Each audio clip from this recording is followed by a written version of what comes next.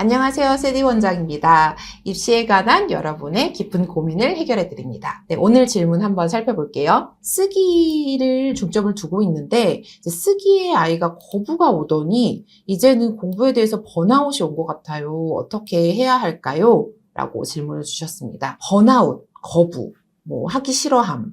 이런 거에 대한 여러 가지 정의가 있겠지만은요, 제가 이제 아이들을 경험적으로 학습을 시켜보다 보면 이제 저만의 좀 정의를 내릴 수가 있을 것 같아요. 이것이 이제 어머님들이 이것을 좀 해결하시는 데 도움이 됐으면 좋겠습니다. 아이에게 흔히 번아웃이 왔다. 저희 아이 번아웃 오면 어떡해요? 번아웃 온 것 같은데 어떡해요? 라고 말씀을 해주시는데요. 저는 이제 번아웃이란 아이한테는 아직은 없다라고 생각하는 주의입니다. 왜냐하면요, 이 번아웃이라는 것은 어떤 목표를 향해 이제 달려가다가 이 목표가 뭔가 의미 없다고 느껴지거나 상실이 됐을 때 아니면 내가 뭔가 이룰 수 없다라고 확 느꼈을 때 좀 좌절하는 그런 기분이라고 생각을 합니다. 그래서 보통 우리 어른들 같은 경우에 어떤 목표를 향해서 달려가다가 그게 이제 번아웃이 오면 좀 내려놓게 되고 이런 것들을 많이 볼 수가 있죠. 그런데 아이들은 어떨까요? 이 학습에서는 아이들은 아직은 이제 내가 진짜 목표를 가질 만큼의 나이가 안 된 경우가 많이 있어요. 우리 언니 같은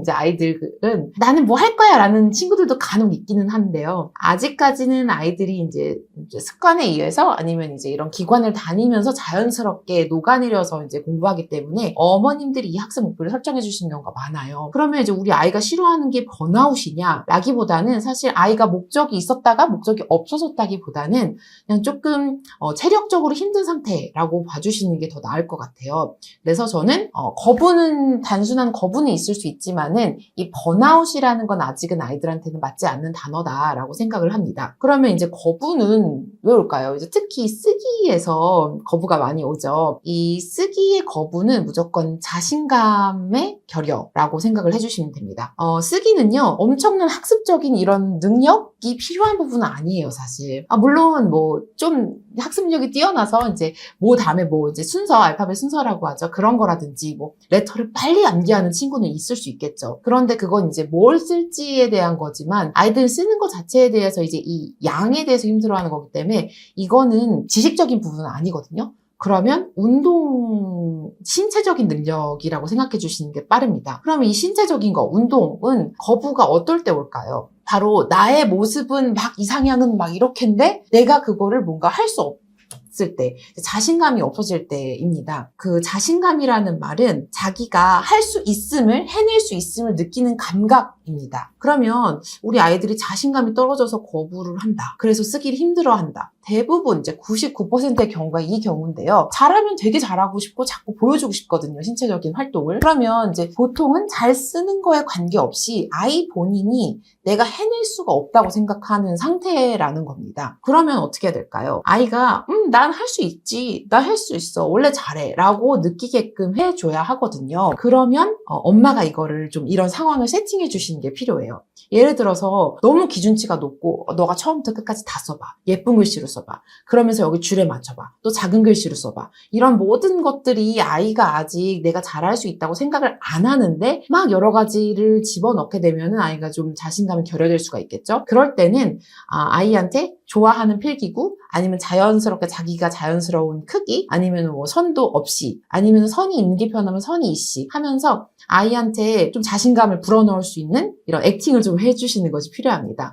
저 같은 경우는 실제 수업 시간에 어떻게 하냐면은 아이가 순서도 모르겠고 모양도 좀 자신이 없고 그러면서 글씨에 대한 부담도 있으면은 제가 저 멀리서 살짝씩 보여줘요. 그러면 아이가 내가 저걸 봐서 기억이 나는지 아니면 내 머릿속에 지나간 건지 살짝 이제 하면서 자신감이 좀 차오르거든요. 그런데도 힘들어한다. 그럼 제가 같이 옆에서 러닝메이트로 같이 해줍니다. 그러면 회기 기억이 나면서 맞아 나도 저런 식으로 썼던 것 같아 하면서 이제 자연스럽게 몸이 움직이거든요. 그러면 이제 자기 자신의 모습을 보면서 자신감이 차오르는 거예요. 그런 것도 힘들다 하면은 필기구도 편안한 걸로 바꿔주고 그리고 또 이제 적극적인 리액션 와 누가 했는지 모르겠는데 진짜 잘한다 멋있다. 너무 멋있다. 엄마가 진짜 놀라시겠다. 막 이거 찍어서 보내드려야겠다. 막 이렇게 제가 막 동영상도 찍는 신용도 하고 막 그러면 아이들이 와, 내가 진짜 잘 쓰긴 잘 쓰나 봐 라고 하면서 되게 좋아하거든요. 이런 것들을 가정에서 조금씩 이제 계속적으로 채워주시면은 아이들이 쓰기에 대한 거부가 조금씩 이제 사라지기 시작합니다. 그리고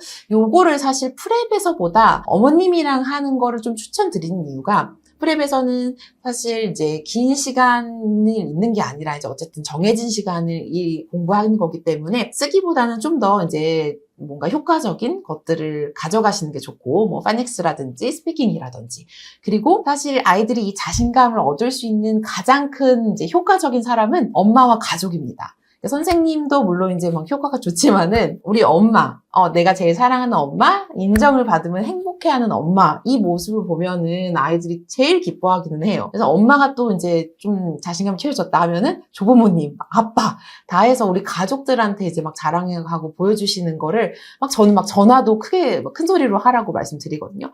우리 할머니 누구 보세요. 우리 세디가 너무너무 잘 써서 이거 다 자랑하고 싶어요. 막 이렇게 해주시면은 아이들이 막 너무 자랑하고 싶고 뭐 자신감이 차오릅니다. 이 번아웃이라고 하는 이런 공부하기 싫어함이 사실은 모든 게 다 자신감과 직결되어 있다는 걸 어머니들 기억해 주셨으면 좋겠고, 이거 말씀드리면서 맞춰볼게요. 되게 희한하게도 GT 영재 테스트를 잘 본 친구들은 그 다음 시간부터 공부를 잘해요. 왜 그럴까요? 시험을 보고 오는데 거기서 많은 걸 배워와서?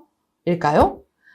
그 이후에 이제 어머님, 아버님이 막 온 가족이 칭찬을 엄청 해주셨겠죠. 그리고 막 자기도 이제 잘했다는 것을 알게 됩니다. 그러면서 아이가 나는 잘할 수 있는 사람이야가 난 잘하는 사람이야로 변하게 됩니다. 그러면서 자연스럽게 실력이 올라가게 됩니다. 네, 저는 다음 시간에 더 좋은 고민, 더 좋은 해결법과 함께 돌아오도록 하겠습니다.